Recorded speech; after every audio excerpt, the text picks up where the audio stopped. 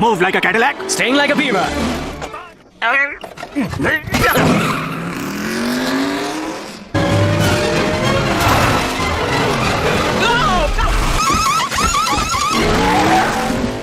I don't believe it. What?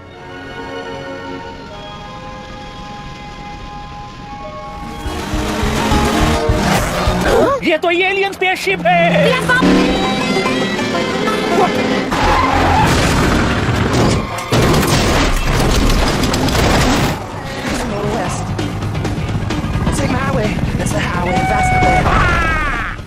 Cars और speed किसे नहीं पसंद, और अगर तुम्हें कार्स, स्पीड और डिज्नी एक साथ ही देखने को मिल जाए तो मजे ही मजे। और अगर तुम्हें तीनों चीजें पसंद है तो तुम्हें ये वीडियो भी जरूर पसंद आएगी। तो वीडियो को अभी के अभी लाइक कर दो, चैनल को कर दो सब्सक्राइब और वीडियो को हाइप। अब करते हैं हमारी वीडियो शुरू। सबसे पहली मूवी में हम मिलते हैं लाइटनिंग मक्वीन से, जो हमारी सीरीज का मेन कैरेक्टर भी है। पिस्टन कप का फाइनल मैच होने वाला है, जो कार्स यूनिवर्स का सबसे इम्पोर्टेंट कप होता है। पूरे इंटेंस सीजन के बाद फाइनली फाइनल रेस का टाइम आ चुका है और रेस शुरू हो जाती है। इस फाइनल में सबसे इम्पोर्टेंट रेसर्स हैं स्ट्रिप वेदर्स, जिसे सब द किंग के नाम से जानते हैं, और ये उसकी लास्ट रेस होने वाली है। दूसरे नंबर पर है चिक्स हिक्स, जो बिल्कुल पीछे चल रहा है, और तीसरे नंबर पर है लाइटनिंग मक्वीन, जो टेक्निकली एक नौसिखिया है, लेकिन पूरे सीजन में उसने बहुत अच्छा परफॉर्म किया है। लेकिन मक्वीन का एटीट्यूड थोड़ा सा ज्यादा एरोगेंट है, यानी कि बहुत ज्यादा एरोगेंट है। वो खुद को सबसे बेहतर समझता है और दूसरों को नीचा दिखाता है। ये अपने आप को इतना बड़ा वाला समझता है कि अपनी टीम को भी एटीट्यूड दिखाता रहता है और सबको अपने बाप का नौकर समझता है। रेस के एंड के पास मक्वीन का ईगो इतना ज्यादा बढ़ जाता है कि वो पिट स्टॉप पर रुकता ही नहीं है और अपने टायर चेंज भी नहीं करवाता, बोलता भाड़ में जाओ, और इसी वजह से उसके टायर्स फटने लगते हैं। अब मक्वीन के सिर्फ टायर्स ही नहीं फट रहे थे और भी कुछ फट रही थी। इस बीच द किंग और हिक्स उसको कैचअप करने की कोशिश करते हैं। लास्ट मोमेंट पर मक्वीन अपनी जीवान को बाहर निकाल के फिनिश लाइन क्रॉस कर लेता है और रिजल्ट ये निकल कर आता है कि तीनों को ही रेस का विनर घोषित कर दिया जाता है। और क्योंकि पिस्टन कप की हिस्ट्री में पहली बार ऐसा कुछ हुआ था और इसीलिए डिसीजन ये लिया जाता है कि एक और रेस करवाई जाएगी, जो कि एक वीक के बाद स्केड्यूल कर दी जाती है। रेस के बाद मक्वीन अपना एरोगेंट और सेल्फिश बिहेवियर की वजह से अपने टीम मेंबर्स को भी खो देता है। पॉपुलैरिटी उसके दिमाग में इतनी ज्यादा चढ़ जाती है कि वो अपने long time sponsor rust easy को भी इग्नोर करने लगता है। इसको कुछ ज्यादा ही चढ़ गई है लगता है। स्पॉन्सर्स को कौन मना करता है बे, स्पॉन्सर्स तो भगवान होते हैं। और अगर कोई स्पॉन्सर इस वीडियो को देख रहा है और मेरे चैनल को स्पॉन्सर करना चाहता है तो बिल्कुल भी झिझकना मत, सीधा इस ईमेल पे कांटेक्ट कर लेना। खैर वापस आते स्टोरी पर। उसके बाद लाइटनिंग मक्वीन अपने सेमी ट्रक मैक के साथ रोड ट्रिप पर निकल जाता है। इस बीच मक्वीन अपने मैनेजर से बात करता है और उसे पता चलता है कि डिनो को उस ड्राइवर को स्पॉन्सर करेगा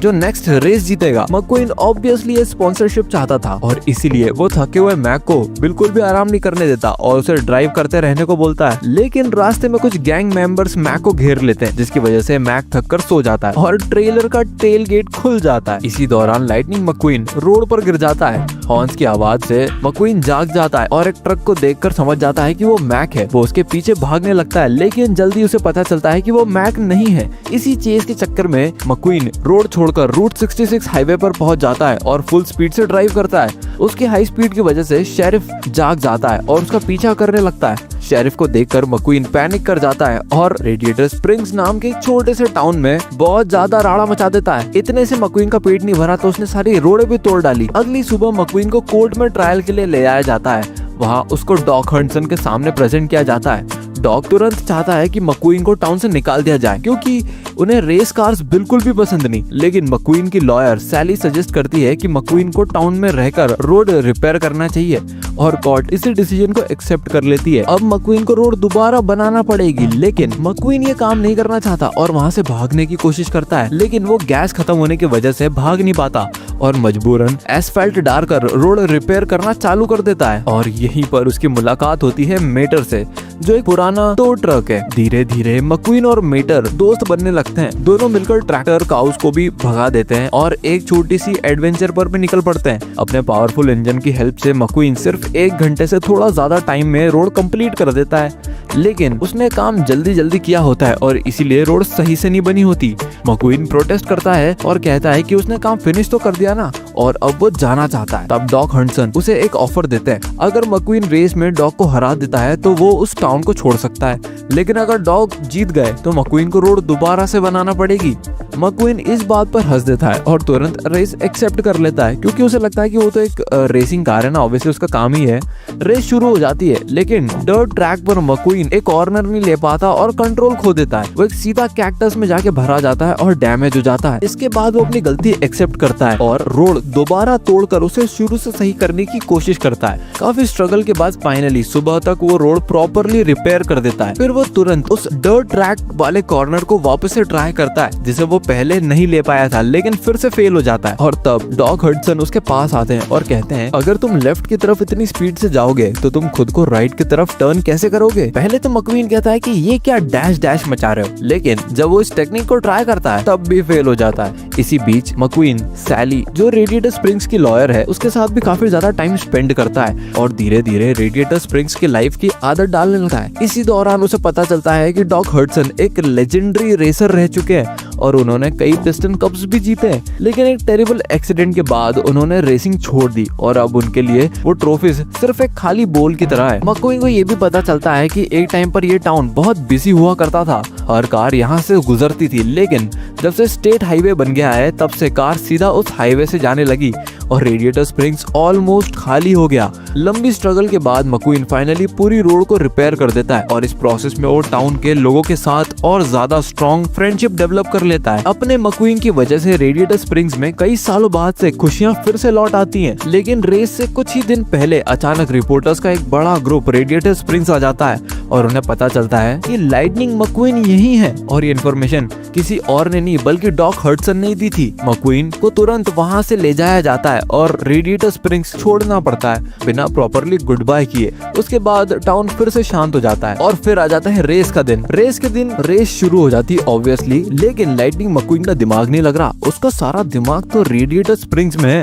और रेडिएटर स्प्रिंग से मेरा मतलब है मक्वीन का दिमाग सारा का सारा वहीं अटका हुआ है, जिसकी वजह से वो रेस पर प्रॉपरली फोकस नहीं कर पाता। अभी तक जो रेस चल रही थी उसमें लाइटनिंग मक्वीन लगभग दीवार से टकराने वाला होता है और इसी वजह से उसका कॉन्फिडेंस भी खत्म हो जाता है। वो डिमोरलाइज हो जाता है और किंग और चेक हिक्स से काफी ज्यादा पीछे रह जाता है। चेक हिक्स उसके मजे भी लेने लग जाता है, लेकिन तभी मक्वीन देखता है कि डॉग हडसन और रेडिएटर स्प्रिंग्स के उसके सारे दोस्त वहाँ आए हुए हैं, यहाँ तक कि डॉग हडसन उसके टीम लीडर भी बन गए हैं। और ये देखकर लाइटनिंग मक्वीन फिर से मोटिवेट हो जाता है और अपने इंजन की शक्ति से गैप को क्लोज करना शुरू कर देता है। मक्वीन और मैक चिक लेने लग जाते हैं, जिससे चिक बहुत ज्यादा गुस्सा हो जाता है और वो गुस्से में इतना पागल हो जाता है कि मक्वीन का टायर फोड़ देता है। मक्वीन तुरंत गाइडो के पास पिट स्टॉप करता है। गाइडो रिकॉर्ड टाइम में उसको टायर चेंज कर उसे वापस ट्रैक पे भेज देते हैं, जिससे स्पेक्टेटर्स भी सरप्राइज हो जाते हैं।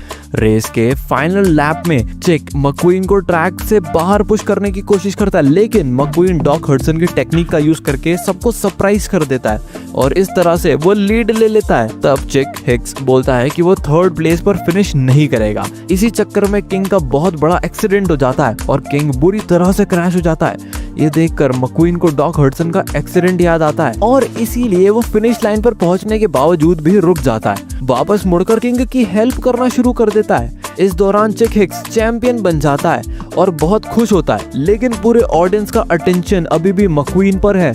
मक्वीन किंग को बताता है कि उसने डॉग हडसन से सुना था कि ट्रॉफी सिर्फ एक एम्प्टी बॉल होती है, यानी कि पिस्टन कप जितना इतना इम्पोर्टेंट नहीं है। किंग को उसकी लास्ट रेस फिनिश करने में वो हेल्प करता है और सबका दिल जीत लेता है। भले ही अपना मक्वीन पिस्टन कप नहीं जीता, लेकिन इस जर्नी में उसने बहुत सारे अच्छे दोस्त और स्ट्रॉन्ग फ्रेंडशिप कमाई है। उसके फैंस भी बहुत ज्यादा बढ़ जाते हैं। डॉग ने कहा था कि वो विनर को स्पॉन्सर करेंगे, लेकिन वो स्पॉन्सरशिप चिक को नहीं मिलती, मक्वीन को ऑफर कर दी जाती है। लेकिन मक्वीन अपने पुराने स्पॉन्सर रस्ट इजी के साथ ही रहना चूज करता है, जिससे वो पहले इग्नोर कर दिया करता था। क्या मजेदार स्टोरी थी यार। मक्वीन रेडिएटर स्प्रिंग्स को अगले सीजन में अपना बेस बना लेता है और सब लोगों को वहाँ आना और टाउन को सपोर्ट करने में मदद करने लगता है।